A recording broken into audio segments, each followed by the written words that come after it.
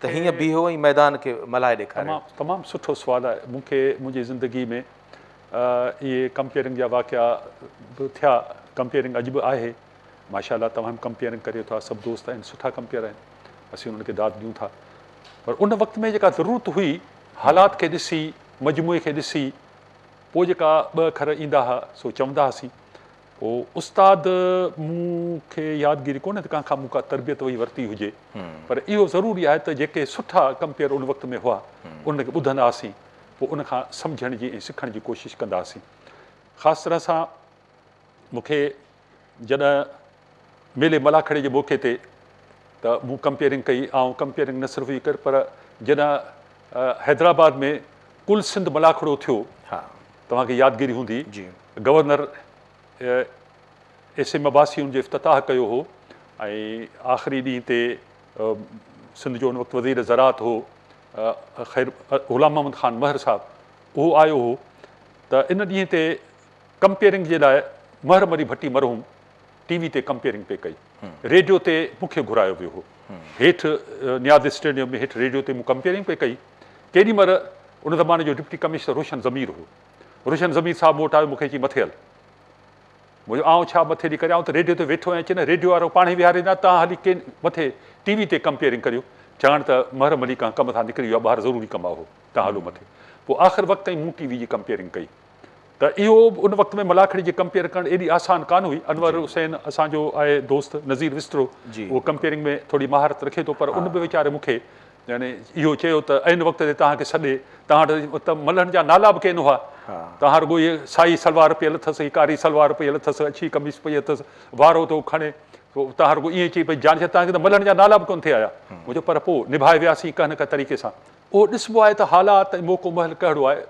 मुशाइरे में बि ईअं थिए थो, को मुशाइरे में कंपेयरिंग लाइ सॾु कजे थो त पोइ ॾिसबो आहे त कहिड़ा कहिड़ा शुअराए कराम अॼु असांजे दरमियान हाज़िर आहिनि, मूंखां सीनियर माण्हू कहिड़ा आहिनि, कहिड़नि खां आउं सीनियर आहियां, कहिड़नि जी असां थोरी हिमत अफ़ज़ाई कई आहे, त पोइ उन मौक़े महिल जे हुस्न साहिब सां गुफ़्तगू कबी आहे।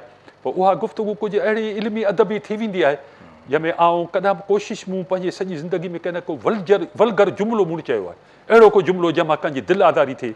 मुंहिंजी सॼी कंपेयरिंग जे दौर में न कॾहिं को चर्चो गबो मां कंदो आहियां, ऐं न कॾहिं को मूं ईअं क़िस्म जो मदाहिया क़िस्म जो को जुमिलो चयो जेको हिकिड़े खे बुरो लॻे, हिकिड़ो सुठो सम्झे।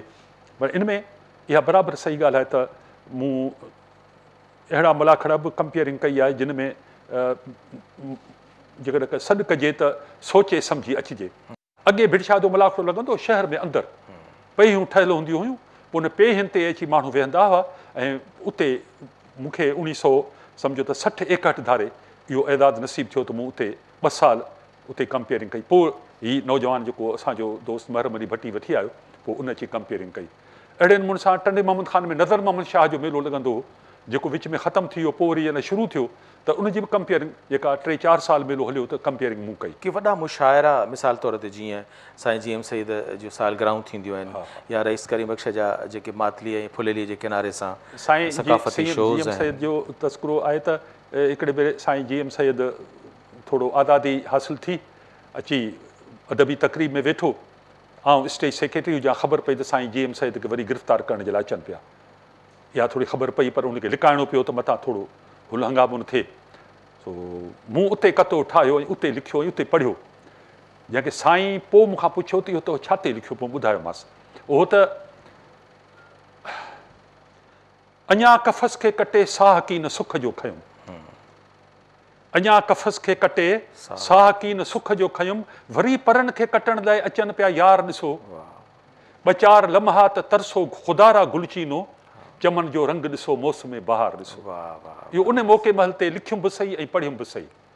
त इहे मौक़ा महल मिलंदा हुआ, कॾहिं कॾहिं को मौक़ो महल ॾिसो। अॻे हिकिड़ा फिलबदी मुशाइरा थींदा, हाणे कोन था थियनि। अॻे फिलबदी मुशाइरा थींदा जंहिंमें फिलबदी शाइरनि में आउं जेकॾहिं चवां त मरहूम रशीद अहमद लाशारी, मोहम्मद ख़ान गनी, अता मोहम्मद हामी, अली मोहम्मद खालदी, इहे फिलबदी मुशाइरनि जा शाइर हुआ। तरह ॾिबी हुई ऐं तरह ॾिबी हुई ऐं शेर खणिबो, बसि देरि एतिरी हुई।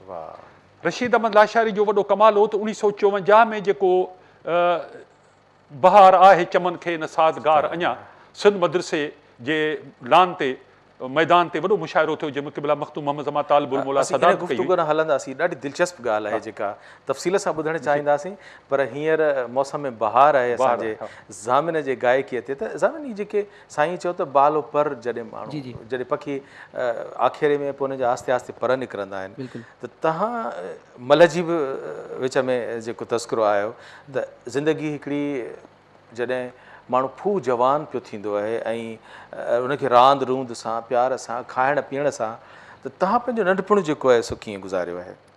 इहे सभु ज़ौक़ रखिया आहिनि या सिधो ई गायकीअ ॾांहुं हलिया विया आहियो? न रांदियुनि में बि आयसि, रांदियूं बि खेॾियूं, पर नंढे हूंदे खां गायकी में ई आहियां। नंढे हूंदे खां वठी बसि। केतिरी उमिरि खां? 6-7 साल खां। हिन वक़्तु जॾहिं तव्हीं हिकिड़ी पूरी मैच्योरिटी सां ज़ामिन ॻायो था, ऐं हर शाइर चाहे थो त ज़ामिन जे लबनि ते मुंहिंजा लफ़्ज़ हुजनि, मुंहिंजा ॿोल हुजनि, तव्हीं छा चाहींदा आहियो त तव्हांजे चपनि ते कंहिंजा ॿोल हुजनि? कहिड़े शाइर तव्हांखे वणंदो आहे? सभिनी खां पहिरें नंबर ते भिठाई साईं लतीफ़ सरकार। अच्छा, शेख अयाज़ जा जेके ॿोल आहिनि उहे मूंखे ॾाढा वणंदा आहिनि, ऐं आउं चाहियां थो त हिकिड़ी नई शइ आहे ऐं मरहूम अमानत गुल असांजी यादुनि में शामिल आहे, उन असांखे तर्स ठाहे ॾिनी हुई, त आउं चाहियां थो तव्हांखे ॿुधायां। बिस्मिल्लाह। शेख अयाज़ जो कलाम। शेख अयाज़ जो कलाम। बिस्मिल्लाह।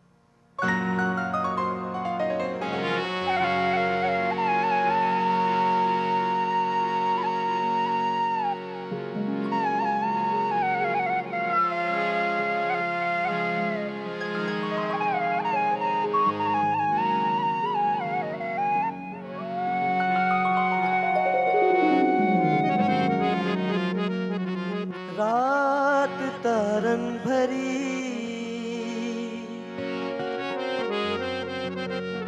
प्यार में ओचरी, ओ मुडे भरी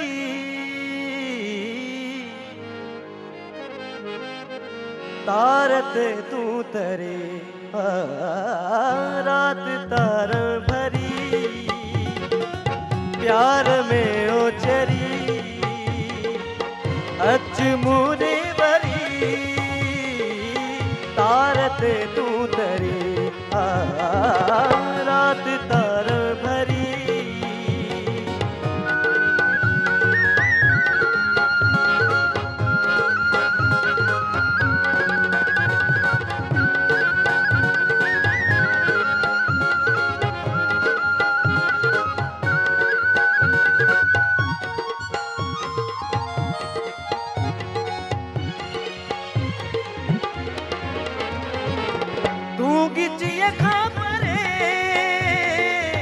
हथ झटके करे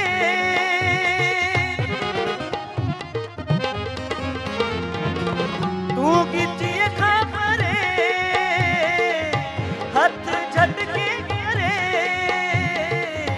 काल मोटी मैया देह खां छो डरे, रात तार भरी प्यार में ओचरी, अच मुरे भरी तारत तू तरे, रात तार भरी।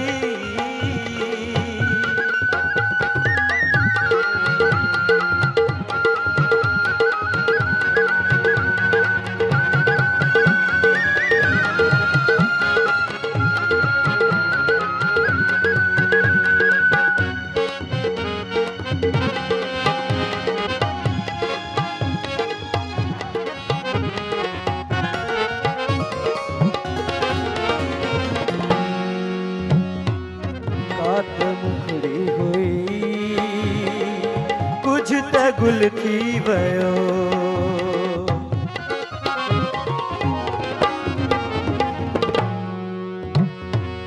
कात मुखड़ी हुई,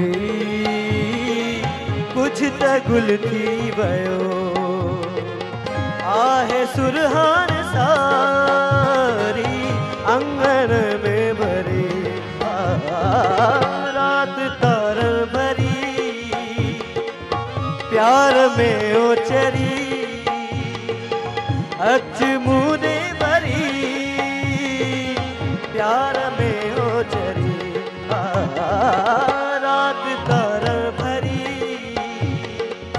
प्यार में ओचरी अज मूरे वरी तार ते तू